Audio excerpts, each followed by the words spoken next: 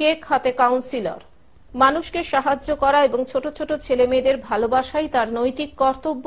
তাই প্রতিবার 25শে ডিসেম্বরের দিন কেক হাতে পৌঁছে যান কাউন্সিলর। গত 10 বছর থেকে প্রতি বড়দিনে কেক হাতে পৌঁছে যান এলাকার শিশুদের কাছে। এদিনও তিনি সকাল বেলা 3 নম্বর ওয়ার্ডের শিশুদের কাছে। শিশুরাও তাকে দেখে আনন্দে আত্মহারা। তিনি আর কেউ নন, 3 নম্বর ওয়ার্ডের কাউন্সিলর স্বরূপ মণ্ডল। শুধু শিশুদের নয়, এলাকার বয়োজ্যেষ্ঠদেরও কেক খাওয়ান তিনি। এই বিষয়ে স্বরূপ মণ্ডল জানান, আজকে আমরা 3 নম্বর ওয়ার্ড সংলগ্ন এলাকার শিশুদের কেক খাওয়ালাম, আর সারা দিন ধরে আমরা এই কর্মসূচি পালন করব।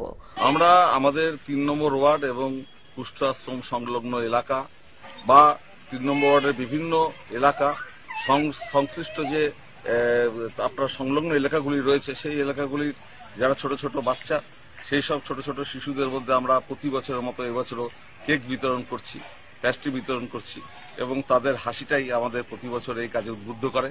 এই বছরও আমরা এই যীশু খ্রিস্টের এই আজকের এই মহান দিনে, এই পূর্ণ দিনে আমরা তাদের মধ্যে আমরা কিন্তু আজকেও কেক বিতরণ করছি।